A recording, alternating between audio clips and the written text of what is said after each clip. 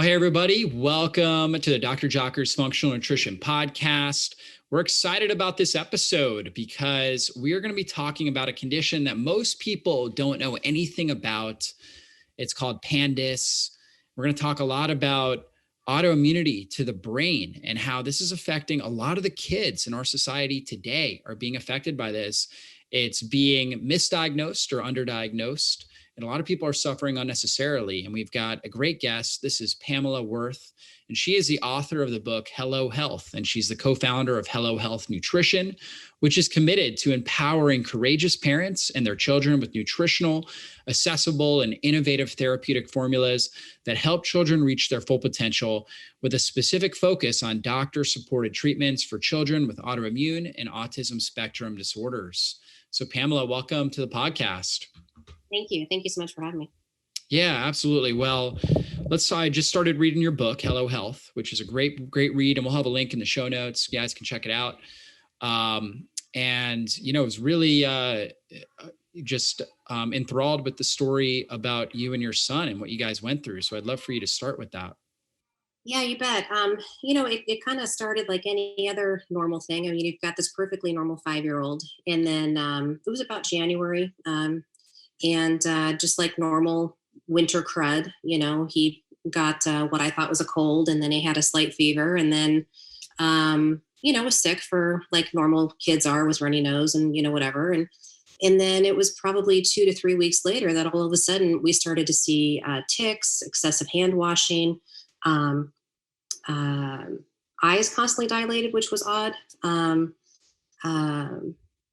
Was really obsessed with certain habits and doing things in a certain order, was scared, was afraid for his life, had motor and vocal challenges. The teachers noticed it. Obviously we noticed it. And I'm not kidding when I say we went to probably 5 or 6 different doctors within a 2 to 3 week time span, just trying to figure out what was going on. And we heard things like kids will be kids, don't worry about it. It's allergies, it's that time of year. Don't worry about it. It'll wear off. Another doctor said, hey, I'd like to check him into the hospital for a couple weeks. I mean, at this point, he's barely 6 years old. I'm like, no way. And then another doctor said, hey, for the depression one, we put him on Prozac. And I'm thinking, no, it's not. It's too soon. Another doctor said, you know what? He's now on the spectrum. You're going to have to take care of him the rest of his life. And I was like, no, that doesn't feel right either. And so finally found a neurologist that said, hey, I'd like to pull some blood and find out, what's really going on. And I was like, my goodness, that is actually music to my ears, trying to figure out the why. And it turned out he had a viral infection, which is one of the most common viral infections that kids get, called CMV. Turned out he had high strep titers, which is a form of, or a sign of a strep infection that's active in the body. But he had never had strep throat and still always tested negative for strep throat. So that was kind of eye-opening that you could actually have a strep throat without having a strep throat. And then he had low D3, low B12, genetic marker called MTHFR, which kind of scared me at first. And then I realized that it's pretty prevalent in today's society. And it's very easily taken care of by just taking a daily methylfolate and restricting folic acid out of your diet. And then, the doctor said, hey, what's he eating? Which was kind of music to my ears, because not everybody, really wants to talk about that. And I said, well, I frankly was one of those mothers that would give in to the chicken fingers, macaroni and cheese, stop the temper tantrum, whatever it takes to get them fed, and then realized that I wasn't necessarily doing them any favors that way either, and started to restrict a lot of the just empty nutritional carbohydrates, I'll call it.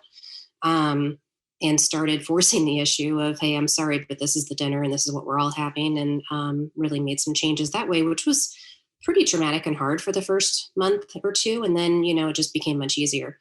Fast forward, he's fine. He's a teenager. You would never know that there was ever a challenge. He's doing great in school, great in sports. And I look back and then there was even another doctor that wanted us to put him on IVIG on a monthly basis, which cost thousands of dollars. It was unclear if insurance would cover it. It would have required a port in his chest, which for somebody with a compromised immune system, which is what the neurologist told us was happening because his body was just basically under attack from itself. that really didn't seem like a good idea. And when I follow and I keep in touch with those friends now that we made over this time period, they're not any better off than they were then. Mm. Um, and so I'm just just continue to ask why, and get to the bottom of the why and start fixing the why instead of the if, or the symptom, I suppose is the better way to say it. And then, the neurologist really taught us about a lot about inflammation. Yeah. Um, and inflammation is obviously the cause of all disease, but that doesn't necessarily resonate with people on a day-to-day basis. They're like, yeah, sure, inflammation, blah, blah, blah. It's in, everything we do. There are some ways to reduce inflammation. You obviously can't reduce all of it, but there's certainly different ways to reduce or mitigate inflammation. So it's been a real Yeah. learning curve. So what a story, and so tragic. I have little ones. I have twin 5-year-olds, so I can only imagine if they started going downhill that quickly, how scary that would be. And just reading through your story, you weren't satisfied with the answers that you were getting, and obviously, fortunately, you got some good tests run that Mhm. help clue things in, right? But let's talk about what PANDAS is, right? If you can define that for us, how prevalent it is, and really how this is affecting children's brains. Yeah, I mean, basically what happens is you're either overcome, I mean, and there's a lot of controversy around this. It's finally getting recognized by the NIH, but a lot of controversy, especially in the beginning when I was going through this, that this even exists. But thankfully, we're starting to see more and more collaboration and knowledge around the fact that there is this gut brain connection. Yeah, And so when you've got an unhealthy gut, you've got an unhealthy cognitive situation going on, and that can come out in a variety of ways. And many times we see these triggers, whether it's a trigger from environmental or an infection of a sort, that just kind of it's like a match that lights off a reaction. And for him, it was the viral and the bacterial infection crossed the blood brain barrier and was that match that started affecting mood, motor, and vocal. yeah, Um, and I've had some doctors tell me that this is as prevalent as 1 in every 20 kids in America, which is a really wild number to even think about. But mm, then I think to all of the folks that I know um, that use certain medications to mask certain mood disorders or cognitive disorders, it's not that far fetched to think that maybe before we start to put, and I'm not an anti-medicine person at all. sure, yeah, I had one of my kids on ADD medicine for many, many years. And it helped him very much. But I think had I known what I know now, I could have treated his gut and treated with nutrition first, hmm, and then layered in the medication rather than going straight to medication. Um, yeah, yeah, for sure. I'm right there with you. I've seen so many kids turn around their health, and adults, of course, by getting to the root cause and starting to address lifestyle, nutrition plays such a role. So, what were some of the big things that you did from a nutrition perspective? uh, so we got rid of gluten in the house for a good year. We do minimize it now. And then also made sure that every single meal includes a little bit of fruit, a little bit of vegetables. Um, those are awfully hard to get down, kids. And so what I would do is I would saute things like spinach and cauliflower and mushrooms and things and chop them up really fine and hide them in like meatloaf cupcakes topped with, mashed Hmm. potatoes, or just putting them in, the meatloaf pan, or making homemade meatballs, which sounds so arduous and hard. But then if you can just kind of train your brain to start thinking about some of these things when you do have down moments and throw them in the freezer, it's much easier to bring them out and then cook them in the marinara sauce or throw them in the oven or something. It just becomes that much simpler. Smoothies, big, big, big fan. Hmm. When I first bought that Vitamix, I thought, my Lord, what a waste of money. But it's turned out to become the most amazing thing ever, because you can literally throw anything in there, including a little bit of masking like peanut butter or something that just kind of helps mask the taste of some of this stuff. And Yeah. it just, can get it down the hatch. And even just a little bit makes such a difference in terms of nutrition. Um, let's see here. obviously, making sure that you're using the ground turkey and the chicken breast and things that, are some clean proteins. And then sugar is a huge, huge thing that we got rid of. That was Yeah. a really hard one. Um, because I was raised in a household where making a Sunday treat was a way of showing love. Mhm. And there's different ways of showing love. And we've come to appreciate some of the other ways of creating special dishes that don't necessarily involve a ton of added sugar. So Yeah. it was a big, big, big one. And to this day, I don't do Sunday desserts, which, it's kind of stinks, but kind of good at the same time because we're all in such better health because of it. Right. Yeah, absolutely. So the big changes you made were you took out gluten, you removed sugar, or at Yeah. least minimized it, Yeah. and then try to get as much whole foods, just real foods, into his diet as possible. Yeah. And then on the flip side, we ended up pulling all the carpet out of our house after we did a lot Mm, of research on, all the yeah. chemicals that come out of that and the Yep. dust that hides. And just, there's, and I go into a lot more of it on some of the stuff that we did, but just kind of taking a look at our lifestyle and doing some research on what causes inflammation and how to reduce inflammation and just started to tick away the things that made sense. Yeah, most people don't realize that carpet has a lot of flame retardants and volatile organic compounds, VOCs, that drive up inflammation in the body. They're carcinogenic, they're poisonous for the brain. Most people also don't realize that that a pregnant mom, is has got a lot of these chemicals, and a lot of them actually cross the umbilical cord and start to affect inflammatory levels in the brains of babies, right, as they're developing in the fetus, right? Kind of giving them just a little bit more of a disadvantage. And then they get out in the world and they're exposed to all this kind of stuff. And, for some of them, it can be a perfect storm that ultimately ends up leading to massive inflammation in the brain, like what happened here with your son. And, I know that they found obviously the high strep antibodies. And I thought that was interesting because when I'm thinking through, I don't actually see patients anymore, but I did for many years.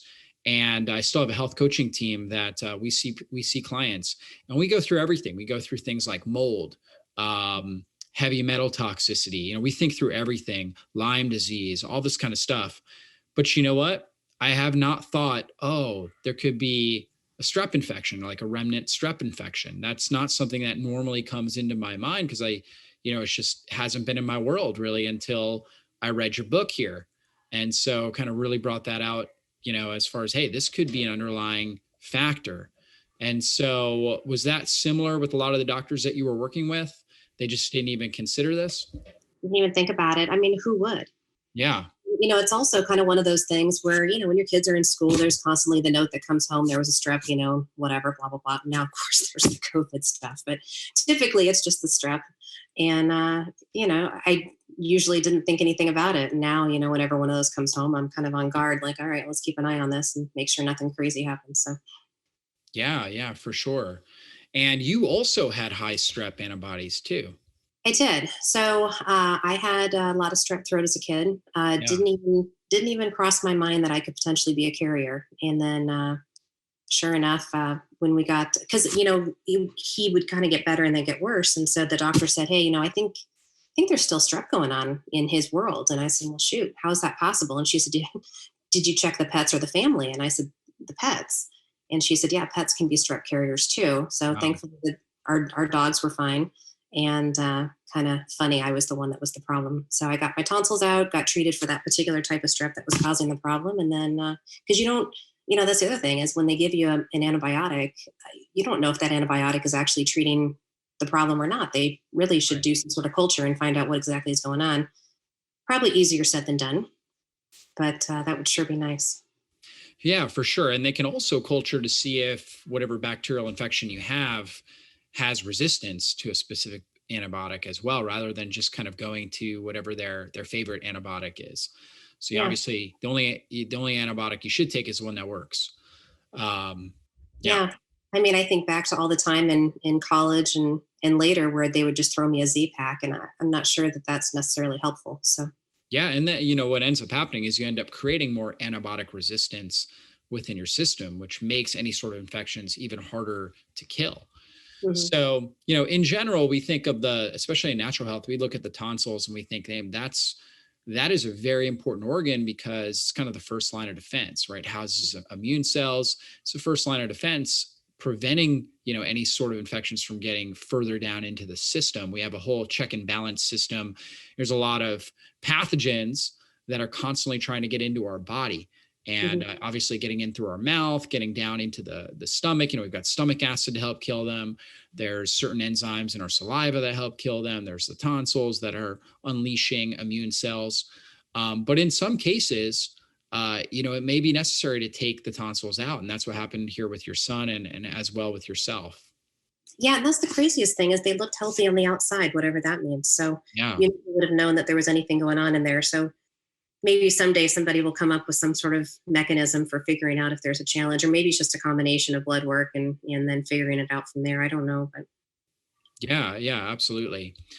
Now, also, when you're nutrient deficient, like, and you had mentioned MTHFR, right?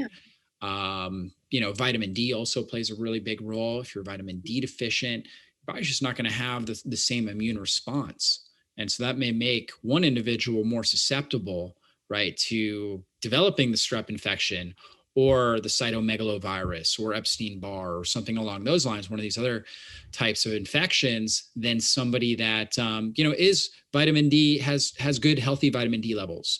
yeah, Maybe they have, proper, I think every single person has at least a heterozygous MTHFR, one of their MTHFR genes. I think the one that could be a little more concerning is the homozygous, where you don't have, you have two mismatched enzymes, basically, right? So two enzymes that are not working as well, as opposed to one that's not working as well. That makes you more susceptible, and you have greater needs for things like folate and B12 and stuff like that. mhm. But yeah, this is, this underlying nutritional status kind of walking into some sort of an inflammatory assault is a huge factor. Yeah. A lot of people don't recognize that, and I really wish they would. And there's some interesting statistics that say that nearly half of the population could have, a couple of matching, as you call it, said that it Yeah. actually could make a big difference if you would just address that and then take a daily D3 and a B12. Although a lot of people do not handle a B as well as they could or should. Right. But Yeah. And you want to get the right forms of B vitamins. I know you mentioned that in your book as well. yeah, yeah, it's got to be the methyl. Yeah. So you're looking for the methyl forms, right? And some of the key ones would be, like, for example, B6, the pre-activated form is called P5P. Hmm. Your folate would be methylfolate, Hmm. right? And B12 would be methyl B12 or methylcobalamin, Hmm. which is the right form. And that's the form, that's the activated form that you're going to use. Otherwise, you have another step that you got to go through in order to activate it. And if you have a Hmm. sluggish enzyme, you're not going to be able to activate it effectively. And your body could be burdened trying to deal with that, trying to activate it, and not be able to absorb, and utilize folate effectively. Yeah. Yeah, so it is very, very critical. Now, what are some other things? Obviously, you made these nutrition changes. Mhm. Let's talk about some of the things you guys did as well to help him heal his gut. Maybe supplements, things like that. Yes. So daily probiotics, prebiotics. Again, the gut's made up of good and bad bacteria. The bad Yeah. bacteria likes to eat sugar. Um, Oregano kills bad bacteria, so that's a Mhm. real important one to take. I was always advised to separate my probiotics away from anything that could kill Mhm. things, at least by a Yeah. few hours. So that would be, in the form of a 2 to 3 hours, or breakfast, lunch, or breakfast, Mhm. dinner, or something like that. So olive leaf extract was very powerful for us, as was oregano. It was pretty wild to hear from one of our doctors to take a little bit of frankincense or boswellia. Yeah. That was super powerful in terms of regulating, detoxing, reducing inflammation. Obviously, turmeric, Mhm. takes on a similar role. Cinnamon, from a fungal and from a bacterial standpoint. I had ended up spending a semester in college in London, and so ended up making some wonderful European friends. And I was talking with someone when I was first starting to learn about all this, and they said, "Well, all this stuff is well known in Australia and Europe." And I thought, well, I'll reach out to my girlfriends in Europe that I still keep in touch with. And And so I asked them, I said, is this really true? And they said, well, everyone knows that. And I said, no, not everyone knows that at all. So Right. I, Especially here in the United States. yeah, and I don't really understand why, but hopefully, we can all start to teach each other and get there. Yeah, it's so important. And we think about a lot of these plants like oregano and olive leaf and things like that. See, they're under constant assault from different pathogens. And so, in order to survive, these species have developed all these powerful compounds that have antimicrobial, antiviral, antibacterial, antiparasitic activity. And that's part of their survival instinct. And then when we consume it, we confer those benefits. So, those benefits come into our system, support our immune system. They, act, specifically on bacteria, on viruses, in order to help to reduce them and reduce their populations. So, yeah, they can be really, really effective, and they've been used for thousands of years, right? So our body knows what it's doing. And the other interesting thing about a lot of these plant-based compounds is that typically the active ingredients or the active components, it's usually a lot more than one. Like plants don't just have one active component, whereas when you take a medication, although it can be very strong and in some cases very effective, it's usually one active component that's Hmm. been, isolated and focused on. And that is more susceptible for, because bacteria are going to do everything they can to survive. And so they're going to do everything they can to start to try to adapt to it. And when it's only one active component, it's easier for them to adapt as opposed to when it's multifactorial. And especially you can also take a lot of these herbs and synergize them and take them together. And now you've got, 10, 12, 20, 50 different active ingredients that we know about, right? And there's others that we may not even know about that are in these plants that are all acting and, just can create a great synergistic benefit. And I know that you've created some supplements, right? So you obviously, with your journey that you've gone through and partnering with some of the doctors that you worked with. Now, one of the key doctors you worked with that's in the book is a pediatric neurologist, Hmm. right? Dr. Who's Marcia, yeah, she's been yeah, wonderful in teaching me and a lot yes, of other families, kind of about the benefits. And it was my son, frankly, that said, "Hey, I'm tired of taking all these little things. I feel great, yeah. and I want to keep doing it. But is there any way you could put them in one or two things?" And so it's we're about 7 years into this journey where, yes, with the help of doctors and scientists and formulators and manufacturers and 3PLs and everything else, that yes, we can do this. And so it's been good that way, and I feel very happy that I can share that with others. I had a lot of people asking, they saw the transformation and said, "Hey, can I buy those off of you?" And I thought, well, I'm not going to make stuff out of my house and sell them to you, but once I get this professionally Hmm. done, then yes, absolutely. So Yeah, for sure. And so you go through this in your book, our supplement protocol. So do you want to talk a little bit more about that? I know I see yeah, like I'm happy B12, to. omegas. Yeah, no. So there's two formulations that we ended up Yeah. doing. One is Belly Great. It's 15 strains of probiotics that we worked to make sure that they particularly address the cognitive and gut connection. That was Mhm. super important from our standpoint. Was from a mood and a focus and just clarity. Um, and then also with that probiotic, we've got a little bit of prebiotic, and then we've got a little bit of D3 and a little bit of methylfolate. Methylfolate does not hurt anybody that doesn't have MTHFR, but if you do have MTHFR, it really helps a lot from a mood and from a clarity and focus standpoint. Um, then on the other side, we've got Mighty Might, which I've never seen anything like it in the marketplace, which is kind of how we got here. Was I thought, look, if somebody else is doing it better, great. But if they're not, then I'll take a stab at it. So this one is your omegas, your turmeric, your cinnamon, your olive leaf extract, your oregano, your frankincense, um, parsley, zinc. It's just really making sure that, and there's lots of wonderful supplements out there. This is just meant to be a daily for the kids, making sure everything is set in their systems and that they're getting just a little bit more than they might not be getting normally in terms of making sure that their brain, their gut, and their immune system is taken care of. So, Yep. Yep. So a lot of anti-inflammatories in there. These are a lot of these herbs, we call them carminative herbs as well, because they actually help to facilitate uh, your intestines. So they help to keep your intestines moving properly, but also they help to regulate the water balance. So if you have a child that, for example, has diarrhea or loose stools, they're going to help regulate that. All these different carminatives, oregano, cinnamon, they all work on this sort of system. And if they are constipated, it's going to help them move more frequently. And that's key because when waste sits in our gut, it putrefies. And that putrefaction creates massive amounts of endotoxins. And those endotoxins absolutely affect the brain. So there's that huge connection. The more endotoxins that are being released, those endotoxins are create more inflammation in the system, open up the blood-brain barrier, trigger more inflammation in the brain. And yeah, so it's easy to get bacterial overgrowth or really any sort of overgrowth when you're not moving your bowels. And so many kids are not moving their bowels well. So taking something like this can be really helpful.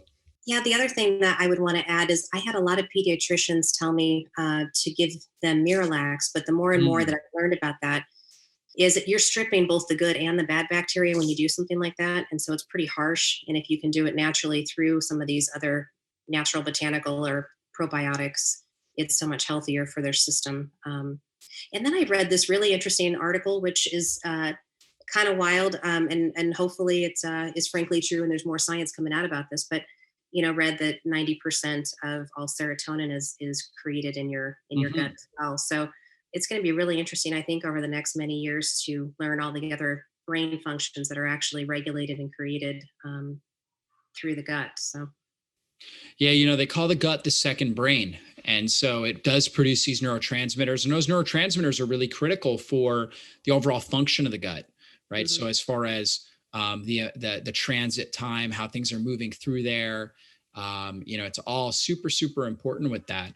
I would say the main thing that gets affected that affects our mood is inflammation. So when the inflammation in the gut goes up, we know if there's inflammation in the gut, there's going to be inflammation in the brain. Now, depending on somebody's genetics, they're going to experience that differently. For some people, they don't really notice it as much, right? Not as much symptoms. They might have more symptoms in their skin, right? Or something like that.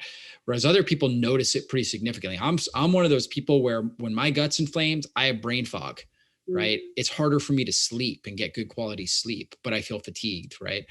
So I am definitely very much affected neurologically when I've got inflammation in my gut.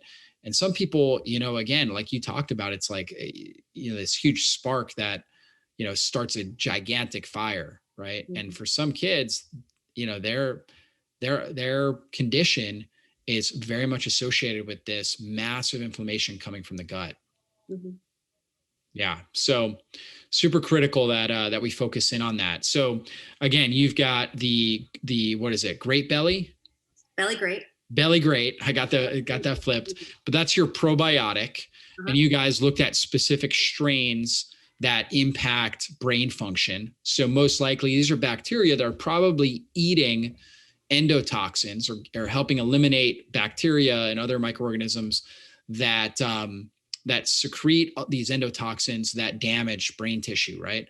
So, and then on top of that, these healthy bacteria also help produce B vitamins, right? And more activated folate and different things like that in order for your brain to be able to function, produce the neurotransmitters that it needs and things like that. So you've got that one.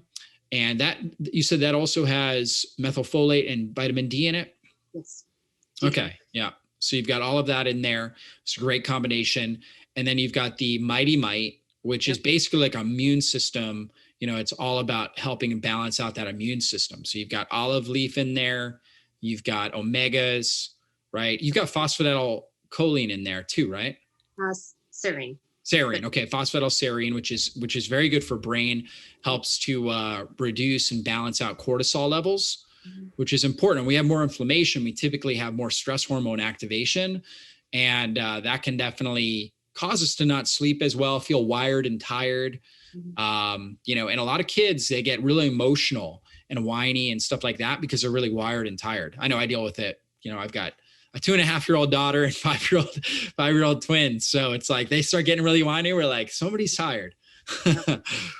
And yeah, phosphatidylserine can be very helpful for that, for keeping that balanced. And it's a very key component too in brain tissue as well, in the actual cell membrane. All of our cell membranes need components that are associated with phospholipids. Yeah. So yeah, so powerful. And then you've got some other herbs in there as well. You mentioned what, cinnamon in there, or some other Cinnamon, ones? parsley, frankincense, turmeric.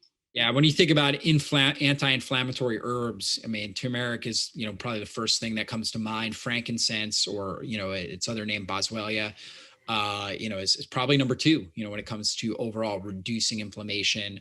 So yeah, that's powerful, powerful combo. Yeah. Well, great. And so tell us about what your son is up to now. Teenager. Yep. Great in sports, great in school. Couldn't be happier, and he's just moving right along like a normal guy. So very, very Yep. lucky. How old is he now?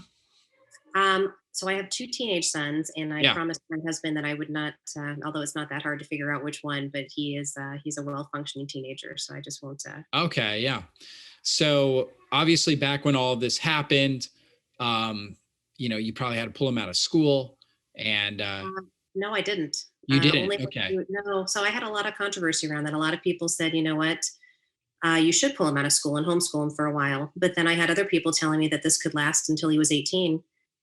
And so we would sit and cuddle every night, and I'd say, "Hey, how are you doing?" And he's like, my head really hurts, and I'm scared about this and scared about that. And I was like, I'm going to need you to get a good night's sleep, and I'm going to need you to fight tomorrow. And he's like, okay. And because I just didn't know how long this was going to last. It was Yeah. not that I didn't want to hold him home. I was just afraid that if it was going to be till he was 18, I needed to create a fighter. So he's a spunky fighter, and he takes care of his health very diligently.